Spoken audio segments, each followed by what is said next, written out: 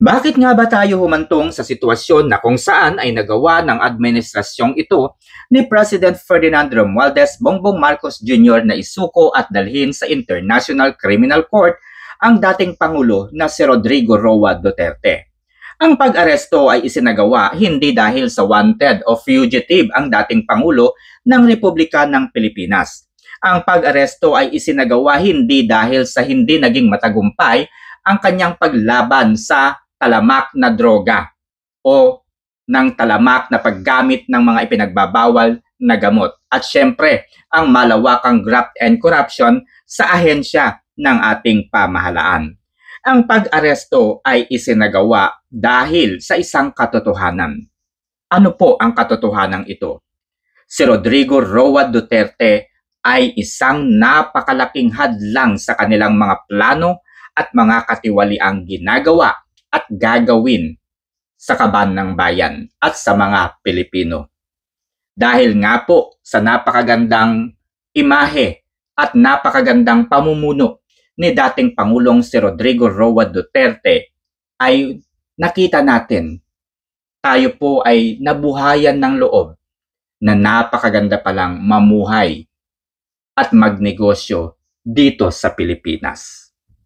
Dahil sa pangarap na mamuno o maging Pangulo ng Republika ng Pilipinas, ay nagawa nilang gawing miserable ang buhay ng Vice Presidente sapagkat napakalakas po ni Vice Presidente Sara Duterte para sa susunod na halalang pampanguluhan.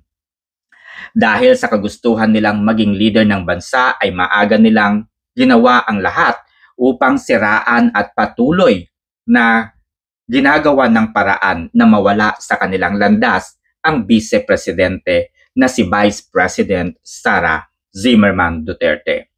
Inumpisahan nilang magtanim ng mga patibong o pain upang lumabas na waldas ang pangalawang Pangulo sa pamamagitan ng pagbibigay ng pondo na higit sa kanilang kailangan.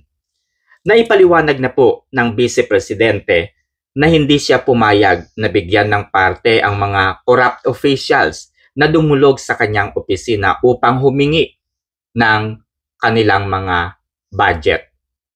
Dahil sapat lamang sa kanilang mga proyekto ang pondo na ibinigay ay hindi po pumayag si Vice President Sara Duterte. Ano po ang nais kong iparating mga kaibigan? Sinabi na po ni Vice President Sara Duterte na ang kanyang opisina ay binigyan ng pondo. Mayroong mga opisyal po ng Kongreso, mga kongresista ang lumapit sa kanya at humihingi po ng pera. Humihingi ng pondo, pero hindi po niya ito pinagbigyan. Ano po ang ginawa ng mga kongresistang ito? Dinagdagan po nila ng budget ang opisina ni Vice President Sara Duterte. Dahil ang pag-aakala nila, ang kanilang idinagdag na budget ay makukuha nila kay Vice President Sara Duterte. Halimbawa, bigyan ko kayo ng napaka-light example. Kung ang pondo ng Vice Presidente ay 500 million pesos sa loob ng isang taon, ang ginawa ng mga kongresistang ito ay ginawang triple, ginawang 15 million pesos. Dahil sa akala nila, ang kukunin lamang na budget dito ng Vice Presidente ay 5 million.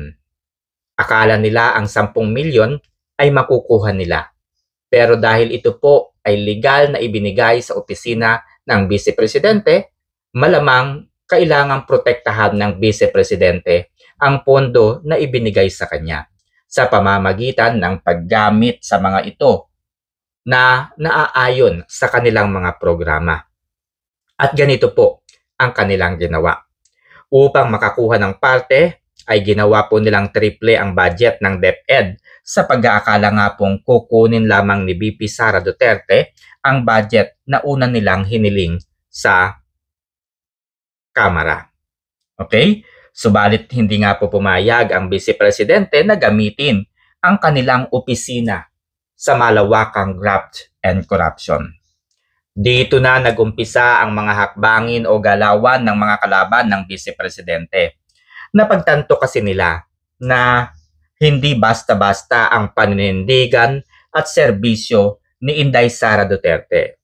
Kaya inumpisahan nilang gumawa ng mga bagay upang masira ang kredibilidad at reputasyon ng Vice Presidente.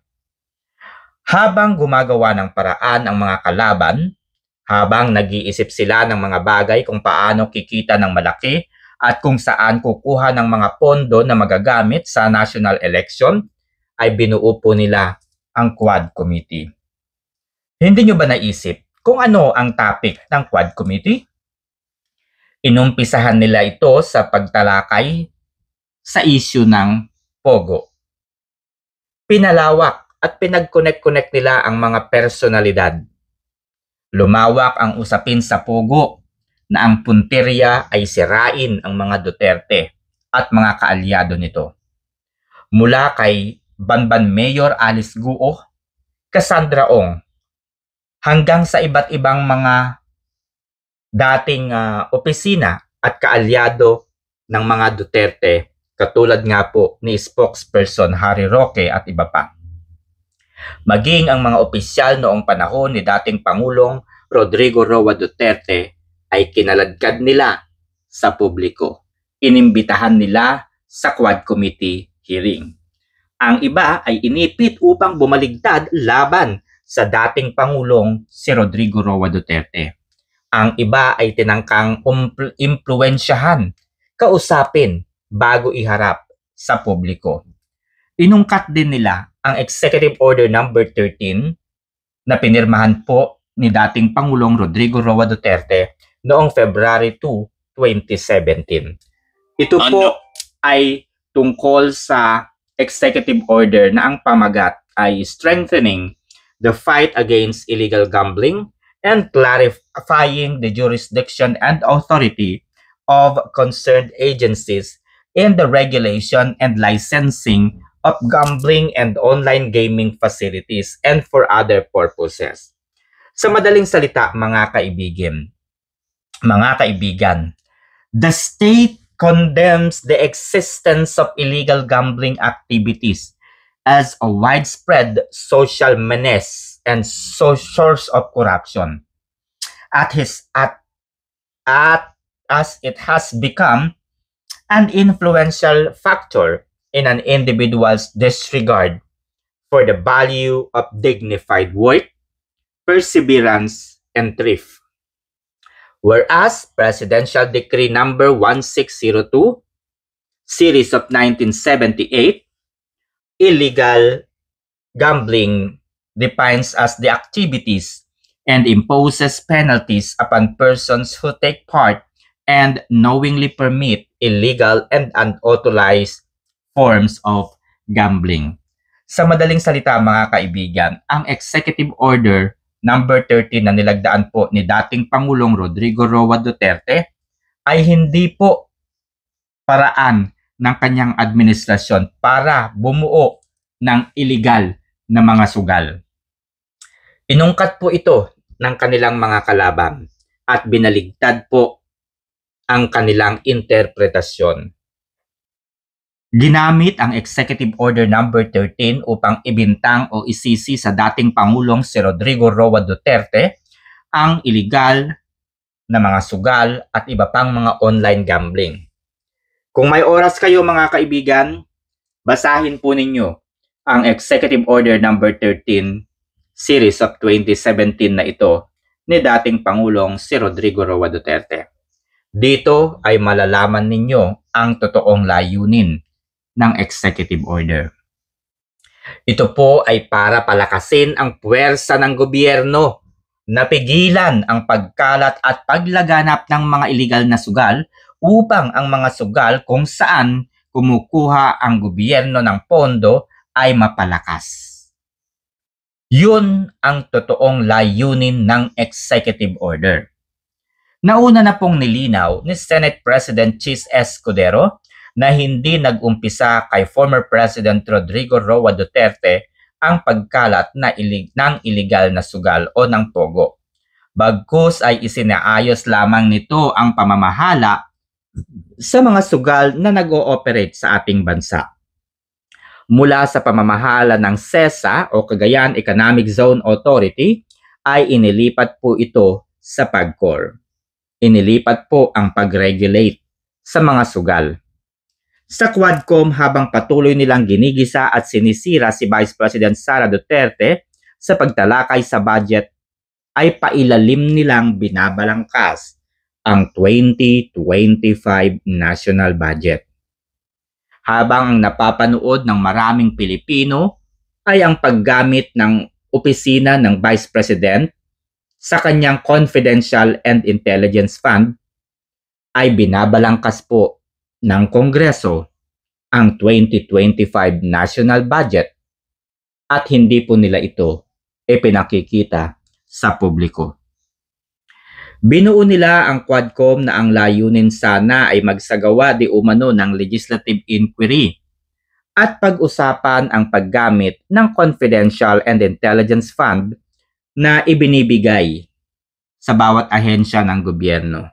Pero kung inyong mapapansin, sa loob po ng higit 6 na buwan o 7 buwan, wala po silang ibang tinalakay kundi ang Confidential and Intelligence Fund ng Office of the Vice President. Samantalang hindi lamang naman po OBP ang mayroong Confidential and Intelligence Fund. Maraming opisina po ang mayroong ganitong budget. Kung ang layunin nila ay pag-aralan at kung paano mareregulate ang tamang paggastos ng Confidential and Intelligence Fund, sana po lahat ng mga ahensyang mayroong Confidential and Intelligence Fund ay kanilang inimbitahan nang sa gayon ay makabalangkas sila ng mga bagay, mga instruction kung paano dapat ito ginagamit. Naaayon ba ang tamang purpose doon sa budget para hindi mapunta sa ibang mga proyekto na hindi karapat-dapat? Yun nga po ang katotohanan, mga kaibigan. Lingid sa marami, budget pa noong 2022 hanggang 2023 ang tinalakay ng Quad Committee. Sa halip ay pag-usapan nila ang 2025 national budget.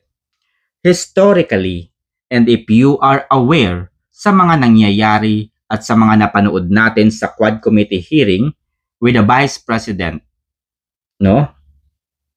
Natatandaan po ba ninyo na hiniling po ni Vice President Sara Duterte sa ating Pangulo ang kanyang budget? At ipinagkaloob naman po ito ng Pangulo. Balikan ninyo ang mga naging pag-uusap, talakayan at proseso sa bagay na ito. Habang hinihintay ang paglilipat ng pondo mula sa opisina ni President Ferdinand Romualdez Bongbong Marcos Jr. patungo po sa opisina ni Vice President Sara Zimmerman Duterte, ay patuloy ang mga programa ng Vice Presidente. Una na pong ipinahayag ng pangalawang Pangulo na Disyembre nang matanggap po niya ang pondo na kanyang hinihingi. Sa mga hindi nakakaalam, sa loob po ng 1 taon ay dapat magamit at maliquidate ang mga pondong inilaan sa mga ahensya o opisina ng ating pamahalaan. Ang mga pondong hindi nagagamit ay dapat isauli sa gobyerno. Dahil habang hinihintay ang pondo ay patuloy ang opisina ni Vice President Sara Duterte sa mga programa nito. Kaya noong dumating na ang hiling na budget ay agad nitong ginamit upang bayaran ang mga serbisyo ng mga third party na gumawa ng mga proyekto ng OBP. Kaya po sabi ng Commission on Audit, tama at naaayon lamang ang naging paggamit o paggastos ng pondo ng OBP sa kanyang mga programa. The Commission on Audit gave the Office of the Vice President an unmodified opinion in 2023, which means the OBP is clean and cleared of the alleged irregularities. In fact, DepEd received top performing and the most trusted agency, mga kaibigan. So, tandaan ninyo mga kaibigan, balikan po ninyo. Ano po ang budget na pinag-uusapan sa Quadcom 2022 at 2023? Dahil noong 2024 po mga kaibigan, ay wala na pong Confidential and Intelligence Fund ang Office of the Vice President. Tama, hindi na po binigyan ng OBP, no? Ang OBP ng Confidential and Intelligence Fund noong 2024. Kaya naman, ang tinalakay po nila ay ang Confidential and Intelligence Fund ng OBP na ibinigay po ng Pangulo. No? Ibinigay po ni President Bongbong Marcos Jr. kay VP Sara ang kanyang budget. Sa makatuwid, noon pa pong 2024, 2023, wala na pong budget.